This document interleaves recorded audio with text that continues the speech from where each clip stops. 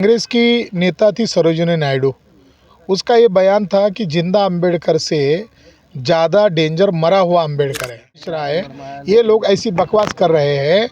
तो वैसे भारत के संविधान निर्माता ने बाबा साहब अंबेडकर ने इनको नागरिकता दी थी कि ब्राह्मण की गलतियों को एक ढंग से सुधारने का अवसर दिया था। मगर 75 वर्ष पूरे हो गए संविधान को लागू होकर। अब ब्राह्मण लोग संविधान को ही हाईजैक करने की रावी उसका निर्माता है। तो भाई पहले तय तो करो। पहले गाली दे रहे थे, अब संविधान को हाईजैक करने की प्लान कर रहे हैं। तो इसके पीछे बीजेपी है, इसके पीछे आरएसएस है। संविधान है, संविधान में कहाँ लिखा हुआ है हिंदुत्व की विचारधारा वाली एक पार्टी रहेगी? संविधान कहाँ मान्यता देता है? संविधान तो मान्यता नहीं देता है। तो जो बकवास कर रहे हैं उनको बकने दो। जो हमारे लोगों को जगा रहे हैं उनको इन शब्दावलियों से परहेज रखना चाहिए।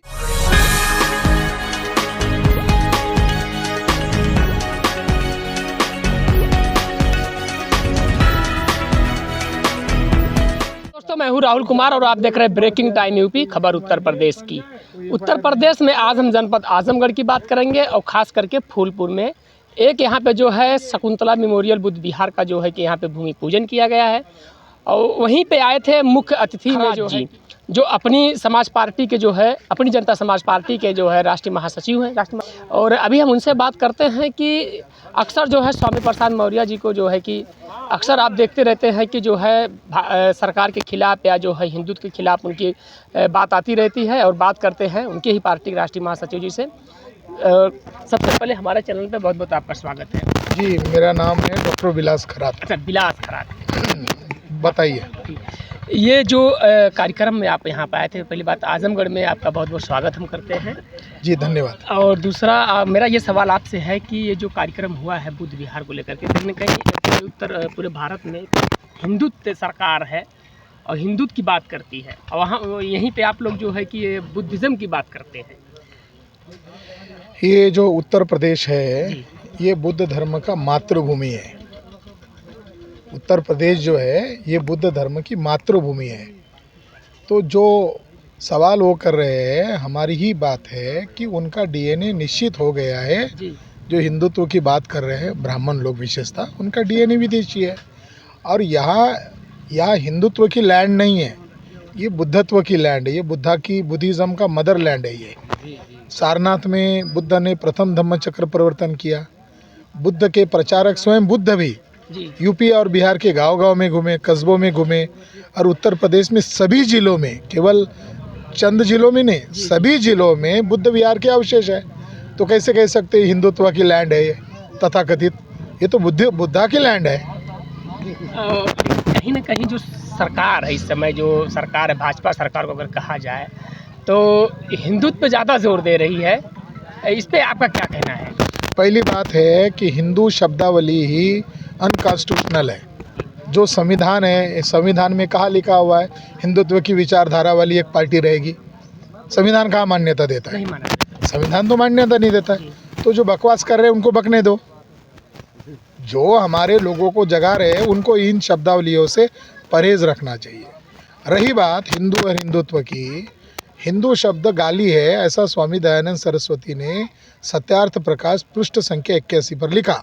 उसके वर्ड है, हे आर्य ब्राह्मणों, तुम अपने आप को हिंदू मत कहो। हिंदू मुगल मुसलमानों के द्वारा दी गई गाली है जिसका अर्थ काला, चोर, डाकू, नीच, छली, कपटी और गुलाम होता है। तो सत्यार्थ प्रकाश की बात हमको सही लग रही है, मोहन भागवत की बात फेकम फाक है। एक अभी बहुत तेज वायरल हो रहा है पूरा भारत में, एक नया जो भूचाल आ गया है अनिल मिश्रा जी को लेकर के, जो एडवोकेट है वहाँ के ग्वालियर के। वो बोलते हैं कि मैं बाबा साहब डॉक्टर अम्बेडकर का अस्तित्व खत्म कर दूंगा। एक बाबा साहब अम्बेडकर के जो दुश्मन थे जीवन में, उसमें हिंदू महासभा थे, सावरकर थे, कांग्रेस के लोग थे। तो बाबा साहब के दुश्मन उनके जीते जी नहीं ख़त्म कर पाए। तो उनके दुश्मनों की एक छावनी थी कांग्रेस। तो उस कांग्रेस की नेता थी सरोजिनी नायडू। उसका ये बयान था कि जिंदा अंबेडकर से ज़्यादा डेंजर मरा हुआ अंबेडकर है। तो मिश्रा की बयान से लग रहा है कि जो अभी पूरे भारत भर में अंबेडकरवाद का परचम लहरा रहा है और विचारधारा के आधार पर युवा लोग समझ रहे हैं, तो ये डर है। मगर उनको आश्रय कौन दे रहा है? चलो मान लो मैं अंबेडकर को ख़त्म करूँगा, ऐसा कोई मिश्रा कह रहा है, तो उनको आश्रय कौन दे रहा है? वो सबको अपने घर पर बुला रहा है, उनको आश्रय कौन दे रहा है? तो उनके पीछे की मंशा अलग अलग पैतरे है। ब्राह्मण हमेशा एक रास्ते से लड़ाई नहीं लड़ता। अगर वो आमने सामने की लड़ाई लड़ता तो 3.5% वाले ब्राह्मणों को एक जाति के लोग कुचल डालते। तो वो क्या करते हैं, वो अलग अलग पैतरे अपना रहे। एक तरफ अंधे आदमी भद्राचार्य को आगे किया, देखो उनके पैतरे को समझो। एक दूसरे को 3-4 साधुओं को आगे कर लिया। वो टीवी चैनल पर बकवास करते रहते, टीवी चैनल उनके लिए विज्ञापन का केंद्र हो गया। और दूसरी तरफ वो जो स्वामी आनंद स्वरूप है और ये जो आनंद मिश्रा है, ये अनिल मिश्रा है, ये लोग ऐसी बकवास कर रहे हैं। तो वैसे भारत के संविधान निर्माता ने, बाबा साहब अम्बेडकर ने इनको नागरिकता दी थी कि ब्राह्मण की गलतियों को एक ढंग से सुधारने का अवसर दिया था। मगर 75 वर्ष पूरे हो गए संविधान को लागू होकर। अब ब्राह्मण लोग संविधान को ही हाईजैक करने की, या संविधान का निर्माता BN राव है, इस तरीके से प्रोपेगेंडा करने की उनकी ज़रूरत हो रही है। तो मुझे ऐसा लग रहा है कि संविधान संशोधन कर लेना चाहिए। और जिनका DNA भारतीय नहीं है, अनिल मिश्रा, मोहन भागवत या तमाम जो ब्राह्मण लोग हैं, उनका DNA का नाम R1A1 है। और यहाँ के मूल निवासी लोग हैं, उनका DNA L3MN है। तो जो DNA के विदेशी लोग हैं, वो अपने देश में जाकर कुछ भी कर ले तमाशा, हमें क्या करना है? लेकिन वहीं पे जो संवैधानिक देश में ये तमाशा नहीं बख्शा जाएगा। अगर लोकतांत्रिक व्यवस्था में राष्ट्रपति उसको कुचल सकता है, जैसे कि CGI उसको जेल में डालने का संज्ञान लेके कर सकता है। जिस राज्य में वो बकवास कर रहा है, वहाँ की लॉ एंड ऑर्डर को प्रभावित कर रहा है, तो वहाँ का CM उसको जेल में डाल सकता है। मगर वहाँ का CM उसको रोक नहीं रहा है, यहाँ का देश का PM उसको रोक नहीं रहा है, यहाँ का राष्ट्रपति उसको रोक नहीं रहा है।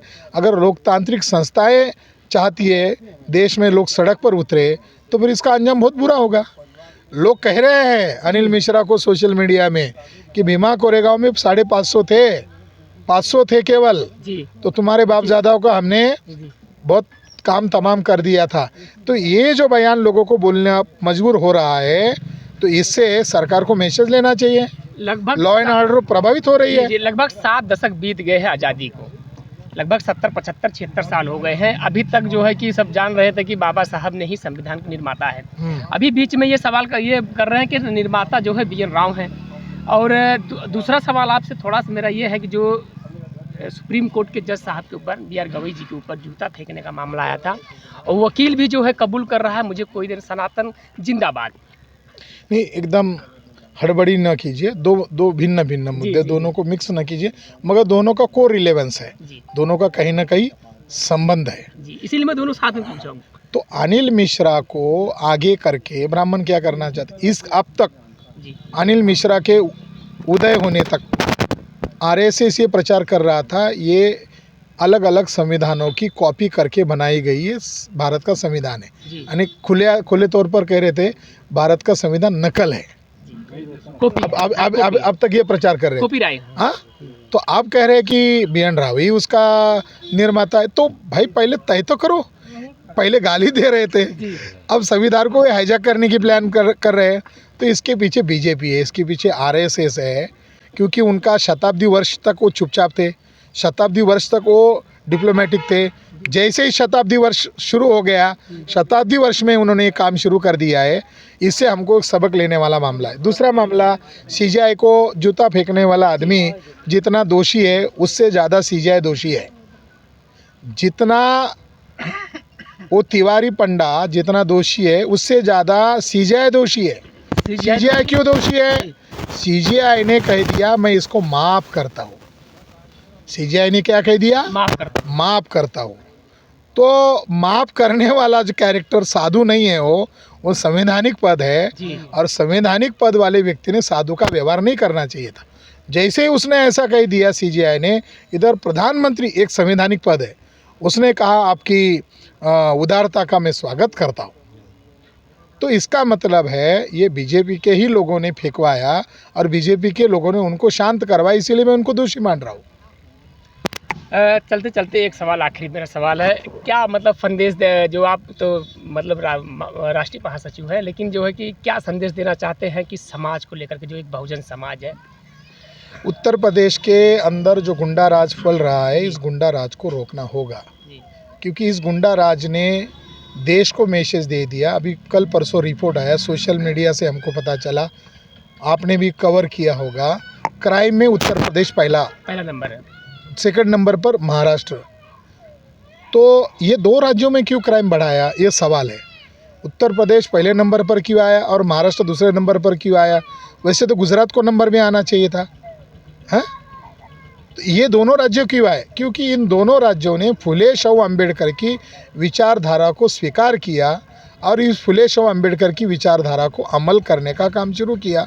तो ब्राह्मण लोग ये संदेश देना चाहते हैं, जहाँ फुले शाहू अम्बेडकर की जन्मभूमि है, कर्मभूमि है, उन प्रदेशों में हम आपकी विचारधारा को कुचल रहे हैं, ये संदेश दे रहे हैं। इसीलिए उत्तर प्रदेश में बहुजन लोगों को जानवरों की तरह जीने की बजाय इंसानों की तरह जीना होगा और इसके लिए खुलकर आगे आना होगा। धन्यवाद। आप अभी देखिए हमारे बीच में थे राष्ट्रीय महासचिव अपनी जनता पार्टी के बिलास खराज जी थे जी। देखो कितनी कुतूहलता से देख रही है। हाँ, सुन रही थी, बहुत ध्यान से आपकी बात को पूरा एकदम। तो ये इन लोगों का भविष्य है ना जी, किसी ना किसी को तो पहल करना पड़ेगा ना। जी जी जी। अभी देखिए आजमगढ़ में फूलपुर में थे अपनी जनता पार्टी के जो राष्ट्रीय महासचिव बिलास खराज जी थे। और फिर मिलते हैं नेक्स्ट वीडियो में कहीं और पे। कैमरामैन ज्ञानचंद भारती के साथ मैं राहुल कुमार। तब तक के लिए आप सभी को नमस्कार।